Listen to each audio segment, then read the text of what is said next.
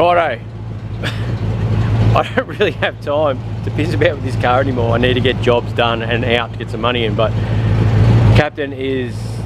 we bought some rockers.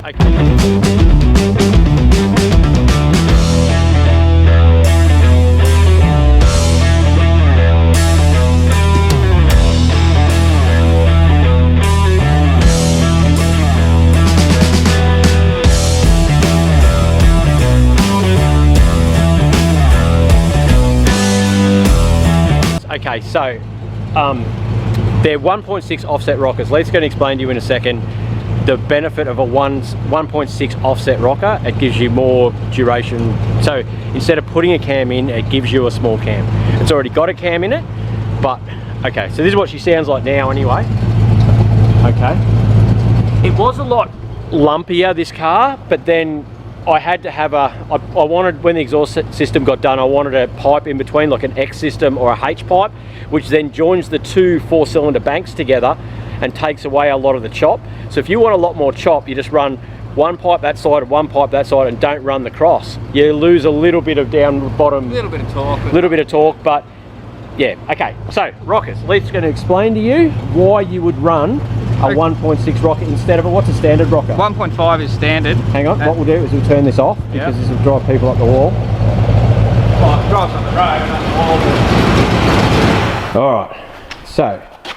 Yeah, so that's a standard 1.5 style rocker, Chevy rocker. And they've just got the slider tip there. So what we've got now is 1.6 with a roller tip, and it's probably a bit hard to see, but if I line up those slots, you'll see that the pivot point on that one is further forward.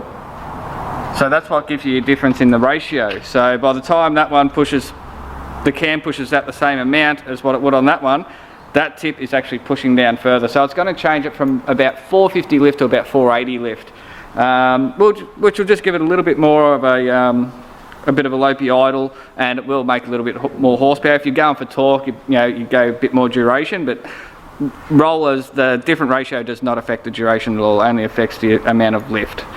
So yeah, that should work alright, I think. But it's definitely worth, after it breaking one rocker when Red took it for the first test drive home, thought it's not worth taking the chance and leaving all the old rockers on there and another one doing it. So we wanted to get new rockers, so why not get the 1.6 150 bucks for a set. Yeah. Now, most of the guys that will be looking to do this will be looking to do it on their Commodore, okay? And I think that you go to 1.7s on an LS or something, don't you? Or an Ecotec? 1.8 to 1.9, so I think it's standard 1.7s. I can't remember. But yeah, but you can get the standard style rockers in a bigger ratio for LSs and for Ecotecs and all that sort of stuff, and the Buicks. But anything else is pretty much a roller rocker is the next step. We could have bought aluminium roller rockers for it and all that sort of stuff, but roller rockers are actually heavier than the standard rockers, so you get a little bit of valve train instability, and also you need to toughen up the valve springs a little bit more. So this thing's already got valve springs to suit the cam that's in it, so a little bit more lift isn't going to hurt it. If it does, we'll just shim them up, or we'll put some LT1 valve springs on it. We've got other good valve springs on the 283 over there, where if it does valve float a bit. For you guys that are just dropping in now, when I got the motor for this car, okay, so I bought another Jag that had a Chev in it that's rusted out. It's over in the yard there. So we got motor and box. It was a standard motor and box. Leith had a mate with this one, which was a fresh 283, but one of the bores were too thin and it was weeping into the cylinder, but it had a brand new cam put in it.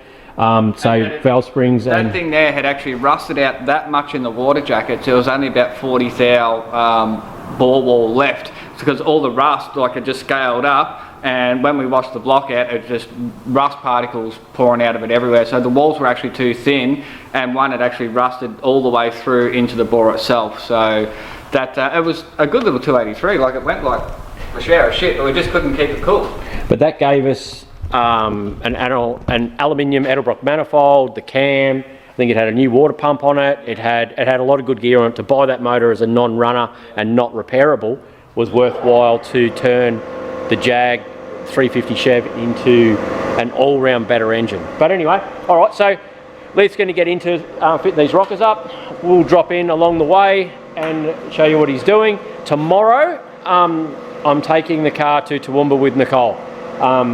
So we'll see how we go with that run. That'll be its first big run, but I think we'll be fine. Everything seems to be pretty right. It'll have more bugs. When you pull something apart, as far as we pulled this apart and put it back together, there's always issues. Anyway, righto, let's get into it. Righto, I bought a ute this morning. I don't know if you can see it on the truck. It is a real turd, an XF ute, but I'll show you anyway because some of you guys like that sort of thing. That's it just there. It's nothing special. Column automatic, 6-cylinder. I don't think it runs. I haven't even opened the bonnet, but anyway. Captain has been busy as always this morning. I've just turned up here now. He's given me some bittersweet news, but anyway. Okay, so roller rockers are starting to be fitted. You can see that's got the old roller tip rockers. Okay, so they're the old ones there. So you've got those two to do. Other side's getting done too. So they're all in. Now, this is the one that broke last time, and when I come in, he said that he had to slightly, I'll let him explain, it's probably better. Okay, so he's found the reason why that rocker broke last time. Yeah, well, it might not be the exact reason, but it's definitely got something to do with it. I've noticed that the valve tips on the exhaust are all different. So to me that means that the exhaust valves are actually pounding themselves into the head because they don't have hardened inserts and no lead in the fuel. Obviously the valves slowly wear into the I'll just heads. stop him for 1 sec there. Okay, so hardened inserts. Back in the early days there was leaded fuel, okay? The lead in the fuel actually cushioned when the valve went into the cylinder head, into the seat of the cylinder head. In late model engines, when they went to unleaded, they went to a hardened insert. You can use, it's called a Myra, and you ream out the head and you put a hardened insert in. What are the hardened inserts made of? Nickel, isn't it? Oh, there's all different ones, but okay. yeah, just hardened steel. And then you cut the seat again, and that way you can use unleaded fuel in an older motor, because you don't, otherwise you've got to put that fuel saver in, which puts in lead back into the fuel. Okay, so what's been happening is this was that second-hand engine that came out of the Daimler, so we don't know how many Ks it's done on unleaded with no lead, and the valves will start sinking up into the head. But it just gives you a little bit of something to think about with older engines and fuel. Okay, so I'd say what's happened is like it's basically run out of preload on the lifter, like the springy part of the lifter. So it's just been basically hitting hard against it, and that's what's broken the rocker. So I've reset them now so they've got the right amount of preload on there, but it's just something that's going to keep happening. Like, yeah, it might take years for it to do it again, but it's already on its way and it's not going to get any better, and eventually the valves will stop seating and all that sort of stuff. So but now tell them the good news about those valves having a minor issue that's not going to, I could probably drive this thing for 2-3 years and it's not going to matter, but we'll just put some aluminium heads on it. That's it. So aluminium heads for the Jag. I'm pretty happy about that. All aluminium heads have hardened inserts for a start. Because you have to have a hardened insert, because otherwise the valve would push straight through the aluminium. Yeah, so we'll put some, just some cheapies, like nothing special, but just something that'll liven this thing up a little bit more and save a lot of weight over the front of the car as well. And that'll give you guys to another video on aluminium heads, because you can buy, we were just talking about it before, Procomp heads and Edelbrock heads. The Edelbrock heads are assembled by one person apparently that stands there, puts the valve in, checks the clearances, checks that they're seating, whereas stuff like Procomp heads that are a lot cheaper are mass produced. So basically the casting's done, seats are cut, valves are put in by a machine, bang, bang, bang, onto the next, onto the next, onto the next, and out the door, right? So when you get those cheaper heads, you've got to pull them apart, make sure there's no swarf in them, and make sure the valves are seating and stuff, but you save a bit. Check your spring pressures and things like that, and you know, everyone says, oh, the castings are crap, the castings are crap. The castings aren't crap at all. It's just the fact that they are mass produced and they're not checked individually. Like, there's quality control on the cheap ones is crap, but that is why they're cheap. But so if you buy a set of cheapies, just get someone to pull them apart, make sure the valve seat, check your spring pressures, check them for swarf and all that sort of crap through there, and you usually don't have an issue, because all the cheap heads are based on the expensive heads, but they're just a cheaper manufacturing process. So, you know, a lot of people carry on about the Speedmaster and Procomp and all that sort of crap.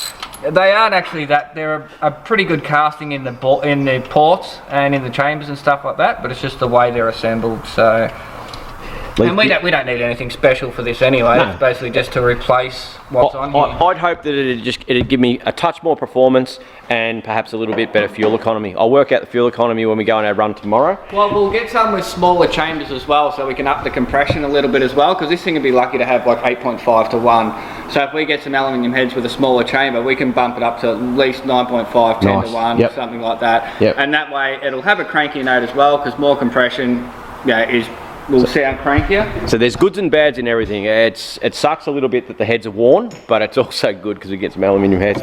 He's put on a radiator overflow this morning. This was about 30 bucks off eBay, which is pretty cool. They work well. A couple of fittings in the bottom. We had to do an alternator on it the other day because the original Jag one failed, which was painful. This is the ignition system off the blown Jag, which has given us a lot better spark. It's only a cheap ice ignition system, but it's yeah. Was it ice, that one? No, it's Assault. Assault, okay. It's just a cheap version of an MSD. Right, he's just found another rocker that's actually touching. So explain to him what's exactly touching, mate. Okay, so what we've got going on here as well is the tips are actually worn a fair way just from the age of the engine. So you've got little lips, like basically locators that stop it sliding across off the tip of the valve. Those little edges there are actually hitting on the collets before it hits on the tip of the valve, so I'm just going to give them a little bit of a touch up there, so the actual roller is hitting the tip of the valve rather than the actual rocker body. Because if that hits the collet, that's it could potentially drop a valve, yeah. Or it will chatter because the collets will be pushing away from the retainer. But anyway, they're all little upgrades that'll happen. As much as I want to be done with this thing and just drive it, yeah, I love it. It's going to be awesome. So I've got a few little interior bits and pieces to finish off now, just to make it a little bit nicer for tomorrow. Righto, so she's running, and we'll do a comparison. So to me, it sounds like it's got a bit more of a lump to it. So that's that, and then I'll chop into the other. I'll drop in the what it was like before. So it's now. Okay. Righto, so to me it sounds like it's got a bit more chop to it. Okay. So I'll drop in the video from before. Okay. What do you guys reckon? I'll go back to it again. You ready? Okay. So listen to how it is now. Righto, and then what do you reckon? I reckon it's got a little bit more. And you can hear it when you rev it. It definitely has a different sort of a growl. So yeah, but we've developed a exhaust leak on the slip joint. When we do the back exhaust hangers again, cars, who'd have them, eh? But yeah, righto, all right, let's drive this thing, I suppose.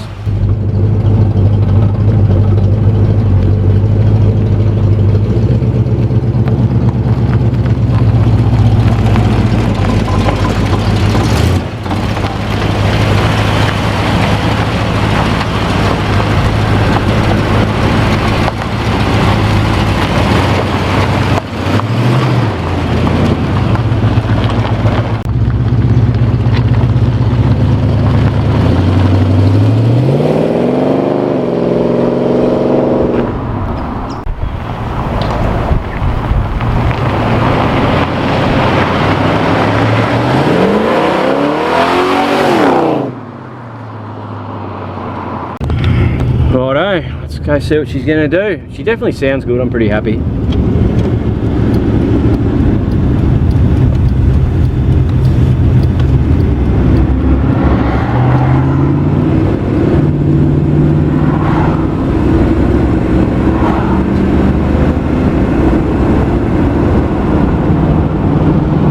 Cool, it's just such a smooth thing. My mission this weekend is, see that water temp there, guys? See how it's up just probably more than what you'd want it to run at?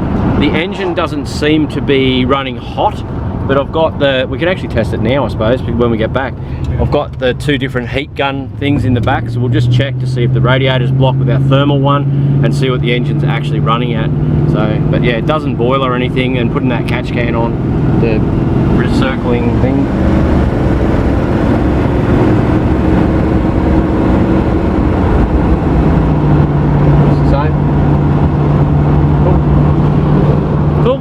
So far, so good. Ready? Righto.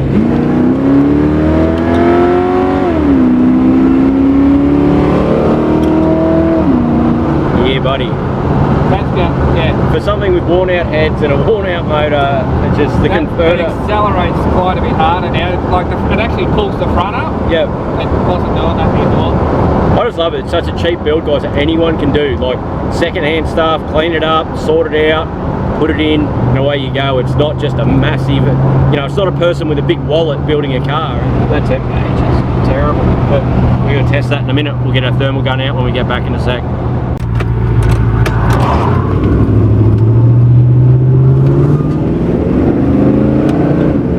It's just nice, love it. And another successful test drive back to the workshop.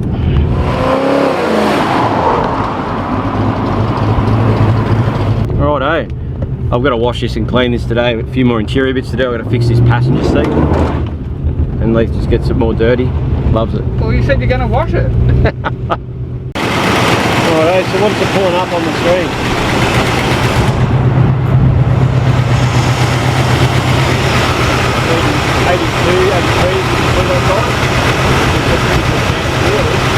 Nothing wrong with that. And then we've got this gun here.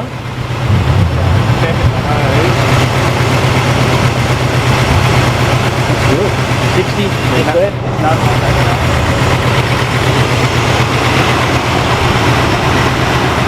What's that pulling there?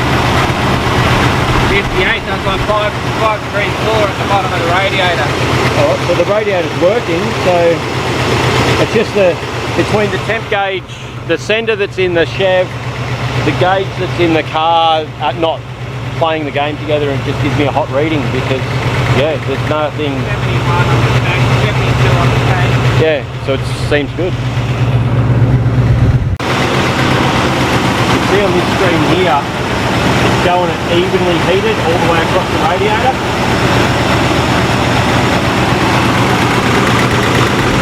You can hear that rocker, that one that's on the back. Yeah, it's pretty even. Like, that would flop, one side would be blue and one side would be yellow, but it's actually even all the way across. And that's just perfect. Leith's just checking now each cylinder to see if they're all even. What are you coming up with so far? Yeah, all good, all pretty even. So, I'm just, well, it's just my paranoia for the temp, so I'll keep an eye on it anyway, and I'll take these with me. But it doesn't seem to be running hot, it's just the gauge. Jags have this silly setup of this rubber thing and these little clips, and then the foam falls away and becomes brittle, and someone stuck a board in this one, so it's pretty uncomfortable. The driver's one we've already done, and we used the bottom of a laser seat, so we actually took the other one out while we'd done it, which is there, because it's around about the same size.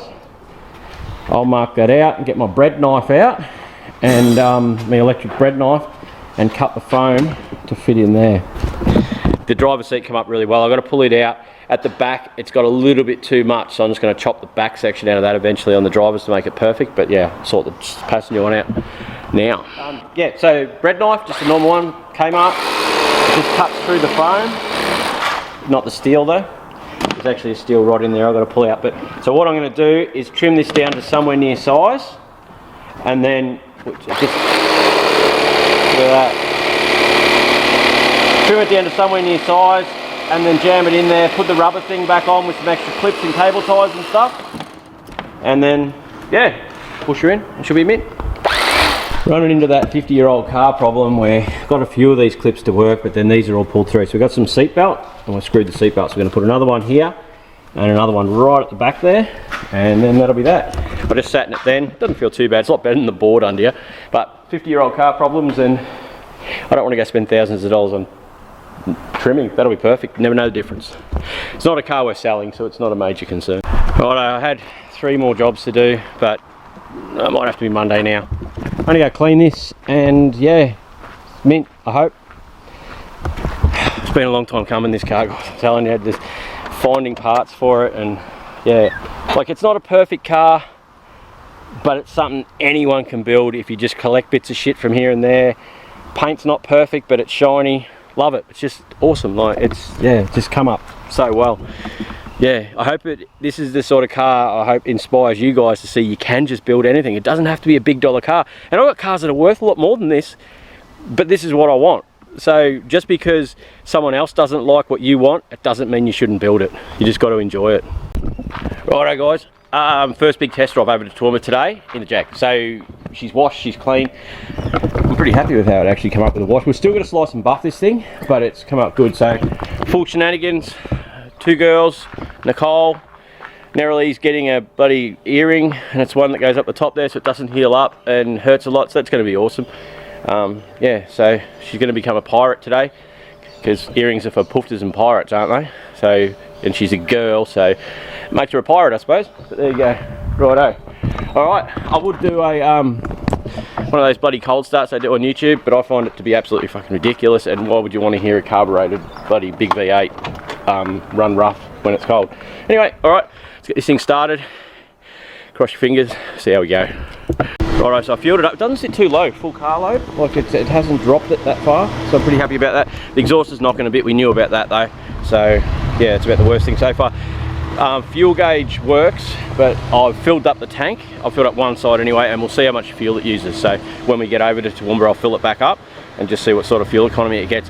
And now that Leith pointed out about those tips of the valves, you can hear it a bit ticky, so definitely a set of aluminium heads coming, which is going to be awesome. Can't wait for a bit more horsepower. Mad. You can full on, like I drove it for the first time when I left work yesterday into it, and those rockers made a big difference. I can feel it just pulls a bit harder mid-range, a lot. Like when you floor it, yeah, big difference. Worth doing those 1.6 rockers. Just taking a second from our usual viewing to show you how bloody ridiculous this is. That is your sink. Like,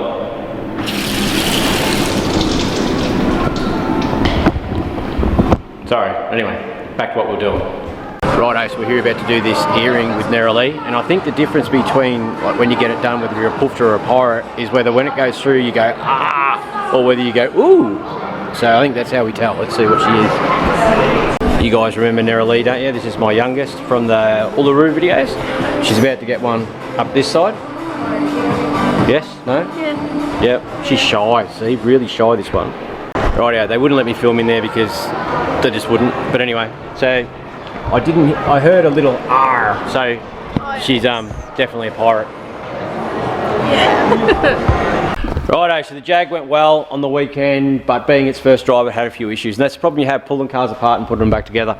The exhaust, he's about to pull all this off again now. It's hitting on a, when it's, what's happening is it's hitting here with a full car load on both sides. So we're gonna slightly modify that, put a larger bump stop in, and when that pushes that up, that makes that go up, the exhaust go up here somewhere where the seatbelt bolt is, and the seatbelt bolt hits on the exhaust, so it puts a vibration through the car. So it was good, but we're not quite perfect yet. But it's only small modifications, but it's back on the hoist because we put those roller rockers on. It was tappy with the roller rockers, and Leith noticed the clearances and they're worn, so we just ordered a set of aluminium heads. So we bought a set of Procom aluminium heads. They're a 190 runner. 190cc runner, 64cc chambers. Yeah, 64cc chamber. We will go through more in depth why Leith picked those cylinder heads for this car and this combination, and why you would pick ones with 200s or yeah, 220s. 220s or whatever.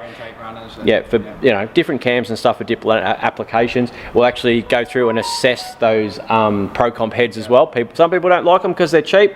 They cost me $11.70 delivered, so that's not too bad. They're about $1,100 plus postage. But I'll show people what to check. When you do, if you can only afford a cheap set of heads and you're only doing things on a budget like we are, I'll show you what to look for and pull them apart, and we'll go through the cylinder heads and make sure they're right before they go on. You can just slap them on, but you may end up with issues if the valves aren't seating properly, if the valve spring pressures aren't right, if there's swarf in them. That's why I always pull them apart. I'll even throw them on the pressure test bench if I can to make sure you know, there's no water leakage or anything like that. It's very easy to check when the heads are off if the valves are seating, and Leith will run through that. It's cheap, easy, and anyone can do it at home. But anyway, so there'll be a bit more Jag stuff, but this thing, it'll be a different car. The compression's going to come up, bigger valves, just better flowing heads. It'll liven this thing up. Bit of weight saving as well off the front. But this thing goes good now. Like the difference with those 1.6 rockers, and now with the cylinder heads, this thing will be actually pretty stout. I'll be catching in your SS Commodores now. No. Yeah. But yeah, if you've got like a standard camshaft, the 1.6 rockers won't actually make that much difference, because 1.5 to 1.6 is obviously a percentage. So if you had a 400 thou lift cam and you put 1.6s on it, you're only going to gain maybe 20 thou of lift on it. So we've got a 458 thou, which brings us up to around 480, 485 lift. So, and the way to check that too is if you've got a camshaft, you can just check the cam lift itself. So you measure the base circle and then measure the actual lobe on the cam, and say you've got 300 lift at the cam with 1.5 rockets will give you 450 lift at the actual valve. So then, and then you can do your multiplication, like the 1.6s will give you a certain percentage more. So the bigger the cam, the more difference the 1.6 rockets will make over 1.5s. So not too much point putting it on a standard cam, you better off spend the money on a camshaft, but because we're using the camshaft we've got, rather than buying another cam, pulling the whole engine apart, 1.6 is the easiest way to basically make it seem like it has a bigger cam in it. But it worked, and you can definitely feel the power. Definitely. And okay, so we've got a couple of blocks going out today. Okay, so you know there was in the video the other night, which was the Chevy block that was getting machined. He's also done this is like a 304. They've relieved all in here to make the oil flow a little bit better. So any guys that have seen inside these will notice that. But this is the one I want to talk about, which is a 4-litre Ford motor that Leith started machining. He's doing the cylinder head, which is this one. Yes, that for that one? Yep, so that's the cylinder head, and this is actually going to be a speedway motor. So there's been a few speedway guys that have been coming through getting machine work and stuff done. Leith's not assembling this motor, but he's doing a lot of the machine work for the guy. The guy works at Qd's Mechanical in Kingatow, and we're finding that Qd's are doing a lot of really good restoration engines, I suppose you'd call them these days. Yeah, well, basically just slight modifications. Well, some of them are actually pretty stout. They do a really good job over there, and they're very knowledgeable guys. So anyone in this area for anything mechanical and stuff like that, when it comes to performance, he's definitely the man to speak to. For sure. But we might follow the progress with this 4-litre as he puts it together, and then we might end up at the speedway with him when he runs it the first time. Yeah, well, he's prepared to put Kingatow on the car as well. There you go. That's why going the extra yards to make it better. I've got to do a 3-angle valve job on the cylinder head as well. I'm going to back cut the intake valves. I've got the valve springs and everything over there, so I've got to check installed heights, cut down the guides for the seals, all that sort of stuff to handle the extra lift. I've taken 30 thou off the block. He wants 20 thou off the cylinder head just to get his compression up a little bit. But it'll be, you've got to follow the rules for the class that they're in, so we can only do so much. But it should be good. It'll be something that we can follow along with, and we'll go to the speedway, and we'll have someone to be cheering for, guys. But anyway, righto, I'm gonna go get in this truck and drive around a bit more.